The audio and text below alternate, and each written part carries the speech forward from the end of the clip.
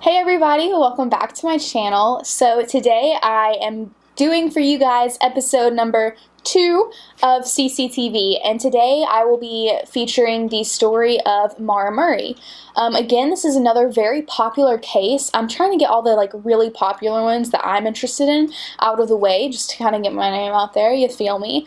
But again, Maura Murray is a case that is really baffling to me and is really interesting, and there's so many conspiracies and just ideas of what could have happened, and I've got my own idea, so I would like to share that with you guys after I get done telling this story. But yeah, guys, if you would like to hear about the disappearance of Maura Murray, then just keep on watching. So on February 9th, 2004, so this is 13 years ago, Maura Murray disappeared without a freaking trace. I mean, it was nuts. It was just all of a sudden she was gone. There was literally nothing left behind to signify that she had been kidnapped, she had been hitchhiking, just anything. There was nothing. And in 2004 at the time, there probably wasn't the best cell phone services and things, so it was really nuts, and it was really scary for a lot of people, especially in that town. So there's a lot to this story, and I'm going to start with before the disappearance, because I think that things that happened before she disappeared are very important to her story, and I want to share that with you guys today. So, the first thing I want to share with you is that Maura was a student at West Point University. I believe she had some scholarships. She was just really smart. She ran track there, and she, her sister went there too. She was really excited to be at West Point. That's what her dad wanted her to do, and yeah, she had a really good life going for her. She had been dating this guy. So she was dating this guy, Bill, and I'm not sure how to say his last name. I will put the spelling right here. I don't want to, totally butcher it. But they had been dating for 2 years. They met at West Point, and he went on and was stationed in Fort Still, Oklahoma. So they were a long-distance couple, and it's said that they were having a lot of problems. In fact, Maura's sister that went to West Point with her continuously told her, look, Maura, you need to just drop this guy. Supposedly they had both been cheating on each other. Not that that makes it okay. I am not a fan of cheating at all, but they were doing it to each other, and Maura was kind of like, well, no matter what happens, I still love the dude. She had a boyfriend, but Maura also kind of had this partying streak going on, and she had decided that she didn't want to go to West Point anymore. She didn't like it, but it wasn't as simple as saying, hey, I don't want to go here anymore for her. So what had happened was she and a friend of hers went to Fort Knox, and at the convenience store on Fort Knox, she stole a tube of lipstick. Obviously, as she was walking out of the store, officers came and were like, hey, we need to take you. You just stole this lipstick. So Maura goes with them, and she ends up coming back that night because she paid for the $2.14 or whatever it was for the lipstick, and her friend was kind of like, what the heck, Maura? Why did you do that? And Maura was like, oh, I don't know. It was really stupid. So that happens, and another thing that had happened before her disappearance was that Maura, Okay, so that happened, and West Point gets word of this, and West Point is like, listen, we can't have a student who is doing things like this at our school. We're going to have to expel you, ask you to leave, whatever it was. And Maura was like, okay, cool. So she goes to UMass. She really liked UMass, as far as everyone can tell. She had a lot of friends there. She was still relatively close to her sister, and they were very, very close, so UMass was a pretty good fit for Maura. At UMass, Maura worked as a receptionist, you would say, in her dorm. So I would say it was something like a dorm duty where she sat at the front desk, and if anybody needed anything, she would go and reach out to them, see if they were good, and so on and so forth. So something else Maura had done was, while she was a receptionist at her dorm, she was actually accused of credit card fraud. So what she was doing was ordering pizza with people's stolen credit card information that she was getting off of receipts. And I actually am going to share the picture with you guys that was her mugshot. I'll put it in right here because it's actually a really terrifying picture. Like, the quality is not good. Maura just kind of looks like, ooh, like, I don't know, you know, she looks kind of scared and kind of like, oh God, this is really happening. And it was kind of sketchy on the police officer's part because he literally just took it right outside her dorm room. And what happened there was that she was ordering large quantities of food, like just kind of ridiculous, maybe food always for a couple of people rather than just Maura, and they set her up and she ordered some pizza on somebody else's card, and when she did that, they came in and they were like, okay, look, we've got you. So Maura goes to court for this, and the judge actually tells her, like, hey, I'm willing to work with you on this. If you can go 3 months without getting into any trouble, this will be taken off of your record. And Maura was like, wow, okay, cool, like, that works. Something else I want to mention about Maura before the disappearance was that apparently her car was a real piece of crap. I think she drove like a Toyota Corolla type of car. Again, I will put a picture of it in here. And it just wasn't running well. It was an older car, and her dad actually really wasn't comfortable with her driving it anywhere unless she absolutely had to. So the weekend of her disappearance, Maura's father comes to visit her at UMass, and he is coming specifically to take her car shopping for a new car. And I believe it was a Sunday. No, this would have been a Saturday night. Maura and her dad and a friend of Maura's go out to dinner, and they decide that they want to go to a party. So Maura's like, hey Dad, can I borrow your car? And Dad's like, yeah, sure. Well, he takes them to the liquor store, and then he lets them use his car. So Maura and her friend go off to the party, and I'm honestly not even going to mention this friend's name because in my opinion, she's a little bit of a waste of time for me to mention. Not because she's a bad person or anything, just because she hasn't come forward and made any statements on Maura. So it's not really, you know, just a disclaimer. So Maura and her friend go on to the party. That night, it was between 2 and 4 a.m. I think it was right around 3 o'clock. Maura wrecks her dad's car. And they said, I think it was anywhere from like $9,000 worth of damage. And Maura goes to her dad's hotel room, goes in there, makes a call to her boyfriend Bill, and then goes to sleep. And supposedly her dad was not aware of this the whole time she was there, which, you know, if you're a deep sleeper, cool, I get it. Wakes up the next morning, Maura tells him about the car, and Dad said that he was, of course he was like, oh crap, that's my car, but he wasn't like super mad because, I'm sorry, my dog is in here and she's going through all my stuff, and it's the cutest thing. Yeah, he wasn't too upset just because he knew that insurance would take care of it, so that was that for him. He leaves Sunday night he left Monday morning actually. And he tells Maura, hey, I want you to call me tonight when you get the police report on your wreck, and we'll go through it together so that you can fill it out. And Maura's like, yeah, okay, no problem, I will do that. So he leaves, and he also tells her that he would like it if she would put a rag in her tailpipe, because it's kind of an old wives' tale that will help your car with whatever damage he thought had happened to the car was supposed to, like, aid that situation. I don't know, I'm not a car person. Anyway, so, he leaves, he goes on, and around Monday night, Maura calls one of her friends that she had borrowed clothes from. She calls this friend, and the friend answers. She's like, hello, and Maura's like, hey, are you in your dorm? I need to bring you the clothes that I borrowed from you. And Maura's friend was kind of like, girlfriend, don't worry about it. It's late. You can just give it to me tomorrow. And Maura was like, no, are you in there? I'm going to give it to you now. So about an hour later, the friend was asleep on the couch in her dorm room, and she heard a knock on the door, but she said she was kind of fuzzy, so she was like, whatever, maybe I'm hearing things. Next day, she opens up the door, and her clothes are sitting behind the door.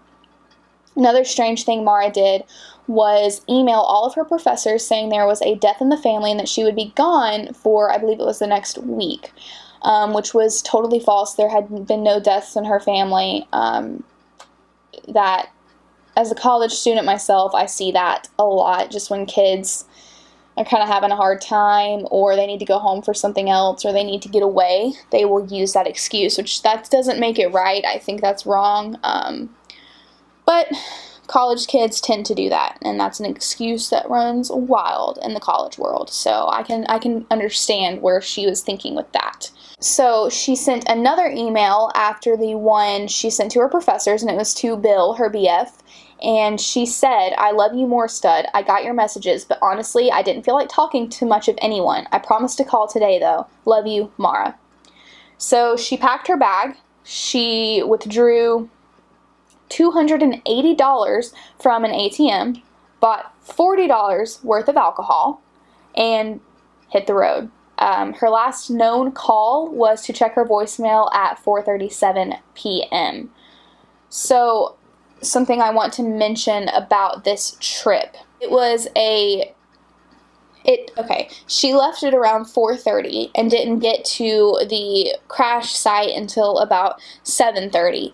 And the thing about this is that she was missing about 45 minutes worth of time. This trip should have taken her about 2 hours and 15 minutes, 2.5 hours, and it took her 3 hours. So you're accounting for the fact that she stopped at the ATM, you're accounting for the fact that she stopped at the liquor store, but what about that missing 45 minutes? We have no idea. So about 7:30 p.m., it was a really cold, really snowy night. In Haverhill, New Hampshire, she crashes her car.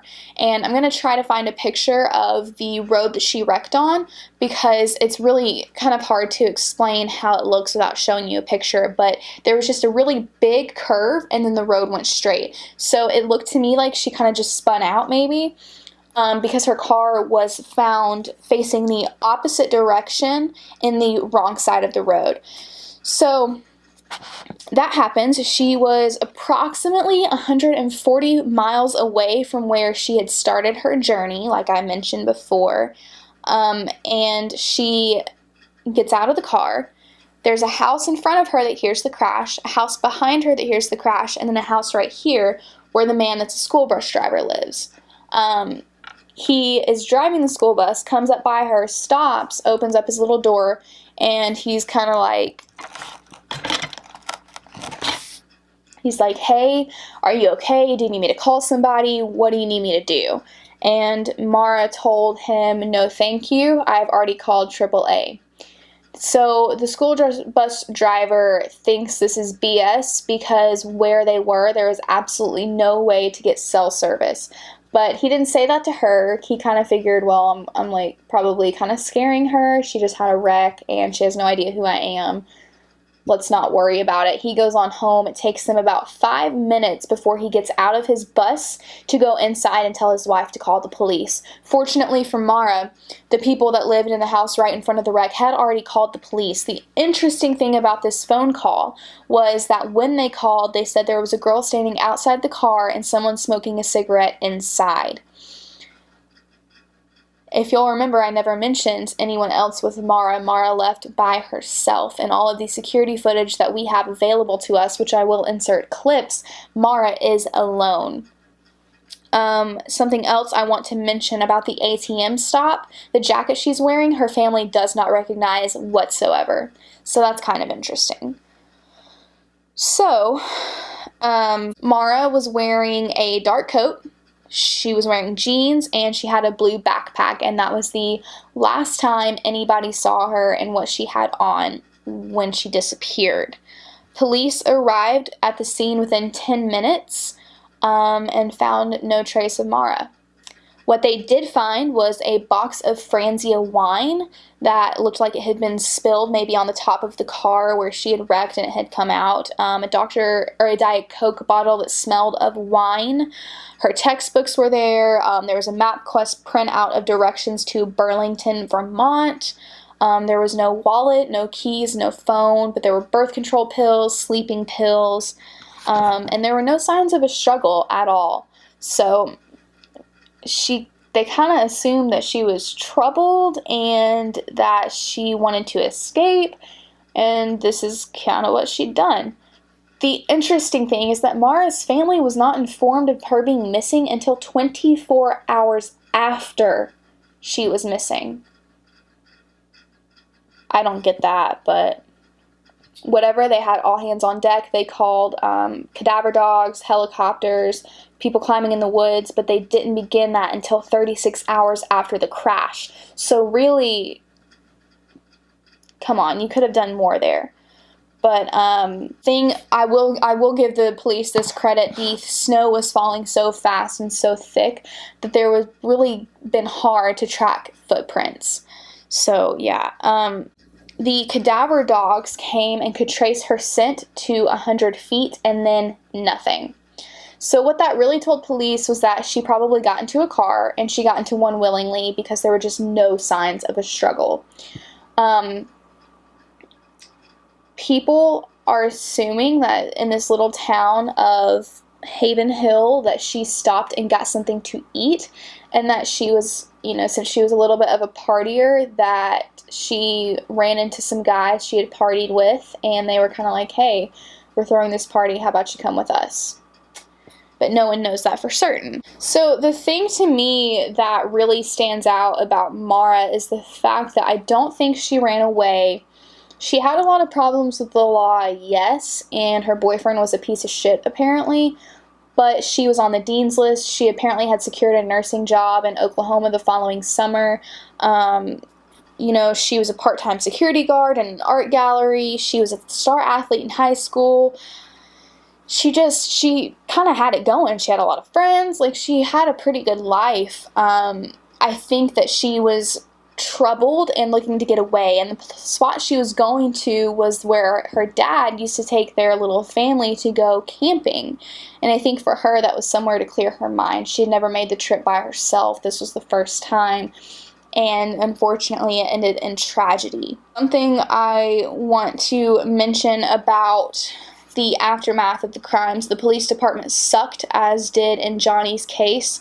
New Hampshire was not the best in dealing with this case. There was a lot of speculation that a cop might have had something to do with this, but that was debunked on the Disappearance of Maura Murray TV show that just recently came out on Oxygen, which I do highly suggest. I will link it down below. It's a great informant of Maura Murray.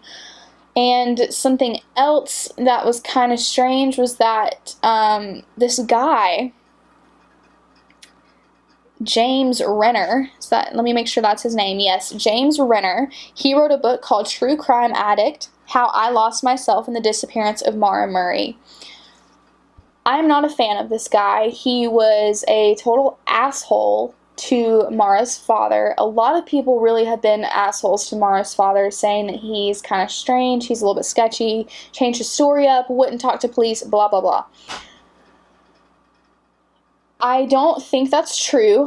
After seeing him myself in a couple of interviews and TV shows, I think that he's a worried dad. I think he's a single dad, and I think he's a northerner. And I don't mean that in a bad way. I just mean that southerners are very like, oh my gosh, are you okay? I love you. How are you? I miss you so much. And northerners are not really like as gushy as that, which is totally fine. And I think that he's a northern man. And I think he doesn't particularly know how to deal with his pain. There was another speculation that Maura ran away and is in hiding because her BF Bill was an asshole and she might have been pregnant. Supposedly there were sightings of Maura. Again, they were debunked. I do not think Maura is still alive, unfortunately. I think that Maura was trying to escape her troubles and just get away for the weekend and clear her head, and I think she was met with foul play. A lot of locals in the town will tell you that there were these 2 or 3 guys that owned a ski lodge. They were pretty sketchy. They threw a lot of parties, and they believed that they had been to UMass partying, and Maura came across them. She was like, hey, I'm going through there this weekend, maybe we can meet up. And the guys met up, had dinner, and was like, hey, we're throwing a party, how about you come with us? And I think that the car Maura got into was with them, and she was under the impression they were going to a party. And I think that they had something to do with her disappearance. I don't know what. There was a psychic on the show, The Disappearance of Maura Murray, that says Maura did get in the car with them and that it was a rape gone wrong. Not to make rape sound nonchalant, but she was only supposed to be raped, and then for whatever reason she ended up being murdered. There's no sign of a body, no trace of her body, and nobody knows any idea of where to look for her body. So, you know, there's a possibility that Maura's still alive and just in hiding. I think it's a little ridiculous, but I just think that she is nowhere to be found, because I do think she unfortunately is dead. So that is what I think about Maura Murray, and that is the story of Maura Murray. If you guys liked this video, please give it a thumbs up and make sure you are subscribed to my channel so you don't miss out on any of the episodes of CCTV. And if you have any cases you would like for me to cover, let me know down in the comments and I would love to do so. Alright, you guys, I will see you in my next video. Bye!